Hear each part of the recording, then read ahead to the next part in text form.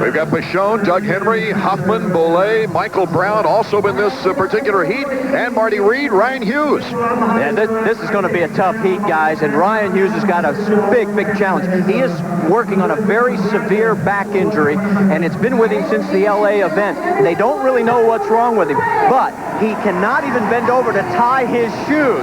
Now, he has got to finish in the top 4. Ron Wood, his mechanic, says if he doesn't qualify for the main and has to go through that semi-final heat, it could mean the difference between him being able to make it through the main and not making it at all. Well, it was an outstanding run last week because he didn't practice all week long before Houston and then ran 16 laps in a podium spot. It was really a moral victory for him, Davey. It had to feel good. Yeah, I talked to Ryan a little bit about that, and he told me that just being back up front, even for a little while, was so good for him, but it doesn't do anything to heal his back. He landed on his feet really hard right before the LA Supercross in a practice crash, excuse me, and it's been a long time healing for him. He had a great race here last year with a last-minute surge, passing 2 riders to take the final spot on the podium. 3rd place, Mike LaRocco. I expect good things out of Mike tonight. I'm just questioning how good he is on his hard, slick stuff. And we just talked about the guys that grew up in California. He certainly didn't. And he likes the rough stuff, doesn't he? He gets good when it gets mushy and a lot of ruts out there. This will be a little different. Start makes a big difference, though. Board is sideways. We're just about set for our second qualifying heat. Who will get the whole shot? In good position, Ezra Lusk, number 3. Inside is McGrath. McGrath in second place, noses out. He's number 2. Boy, this is a psychological battle right here through the whoops. Who will get through there quicker?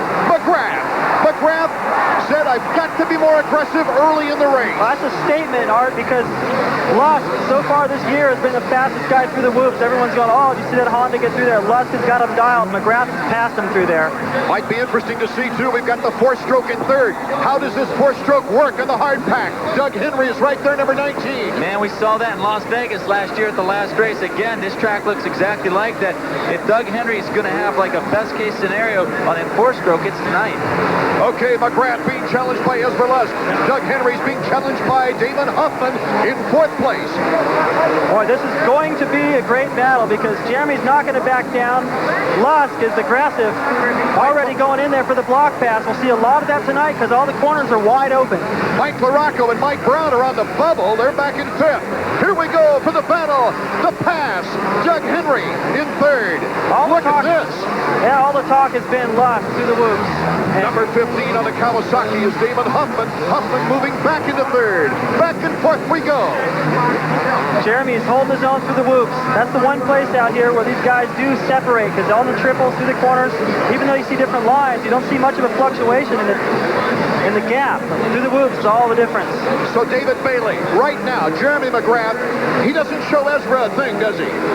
I think he shows him some speed. I think he shows him that he can pull away, and that'll just send Lusk back to the truck, wondering what he's got to do to go any faster when he's already trying as hard as he can. Ezra got a face full that time. Yeah, we just saw a line there that Jeremy used, and it's one of those things where you don't want to pull all your tricks out, but at the same time, you got to do what you got to do to stay ahead. McGrath starting to pull a lead now on Ezra Lusk as we take a look at 3rd place. LaRocco and Brown are battling it out, but they're outside the top 4. Only the top 4 making it to the main event out of this qualifying heat. Going back to what Marty was talking about before the race, Rhino is 8th place right now. That doesn't bode well for Kawasaki. The guys he's got to pass to get into qualifying position, that's not going to be easy either. It looks like here, unless he gets real lucky, he's going to have to go to the semi. Jeremy McGrath leads our second qualifying heat. Can he hold on for top honors? Catch the finish when we get back.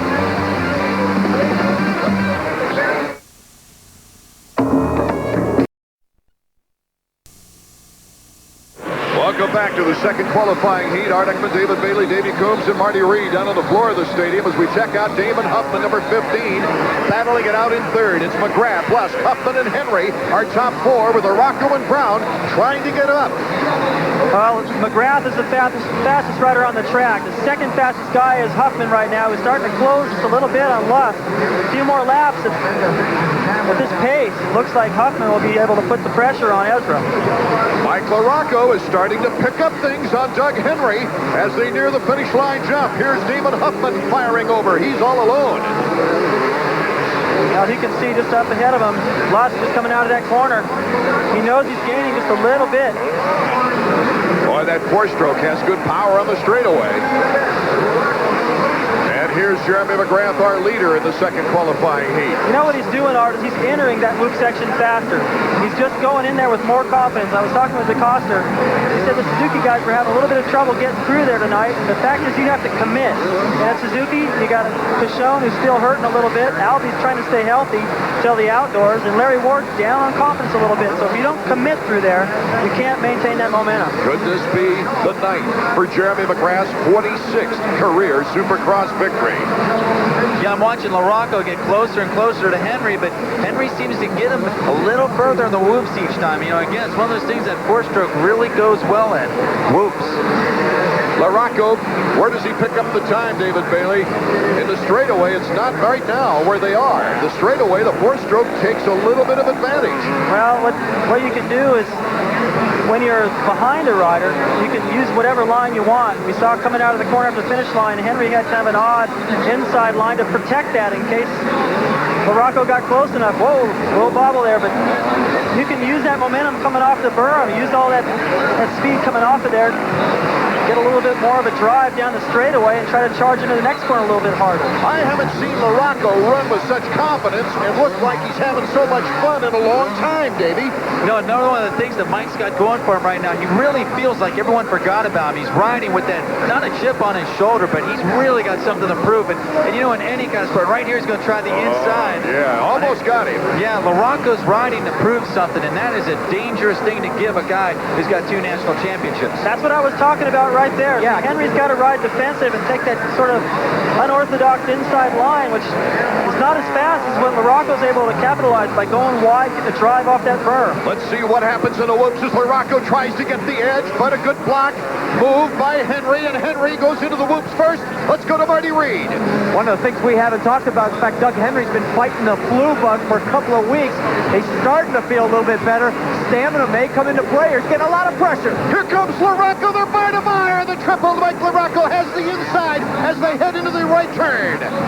Oh, look at the power out of that corner from Henry. Oh, they almost touched, almost rubbed. Plastic, white flag, final lap on the way. You know, sections like that are excellent for close racing. You can stagger the jumps, and here comes Henry. Another aggressive move. Look at these guys. Oh, great heat qualifying racing. And Ryan Hughes just closed up to the back tire, both these guys on the final lap. Now you see Ryan just entering the corner. These guys are racing with each other so much and trying to be so defensive. That's to the advantage of Rhino to move up a spot or maybe 2. It's McGrath, Lusk, Huffman, and the battle for the final move, the final transfer to the main event right here between number 5, Mike LaRocco on the Factory Connection Honda, and Doug Henry on the 4-stroke Yamaha. Henry the block pass. Back and forth we go. Ryan Hughes is right behind him. Should anything happen, the checker's flag for Jeremy McGrath. The last corner will get interesting between LaRocco and Henry, and Hughes is right there to take advantage. Henry moving in. He's got the power out of there. And the checkers for Doug Henry. So it's McGrath, Lusk, Huffman, and Henry going to the main event, and we'll be back with more action. And, of course, some very interesting comments as Marty Reed goes over to the winner's podium. Back in a moment.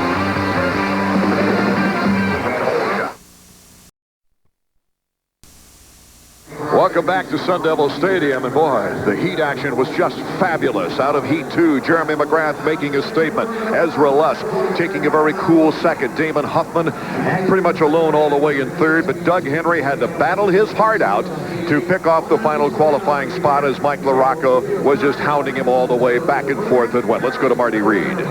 Taking a look at the back tire, that power, Jeremy McGrath. Look at this smile. I mean, they said up top, you just made a statement. You told me before tonight you're having more fun than you had since 2 years ago. Well, I tell you guys what, you know, last year was a different year for me, and This year has been a really good year so far. We've prepared well. Everyone at Yamaha and Chaparral has been a big help. And I mean, I'm just getting comfortable, and I hope I can go out there and do the same thing tonight. The whoops have been very technical. You flew through those. You flew over the triples. I mean, this looked like the Jeremy McGrath of 2 years ago. Did it feel like it to you? Oh yeah, I mean, my bike was working really well. The track suits me. It's just really hard packed, just like home. And you know, there's not a lot of differences out there, so you got to be really fast in certain spots. And I think my bike is really working through the whoops, and that's going to play a big role tonight. You confident and strong enough to predict victory in the main? Oh yeah, I'm ready. There you got it, guys. Well, that sounds like a confident McGrath. It really does, especially after taking last week's winner, Ezra Lusk,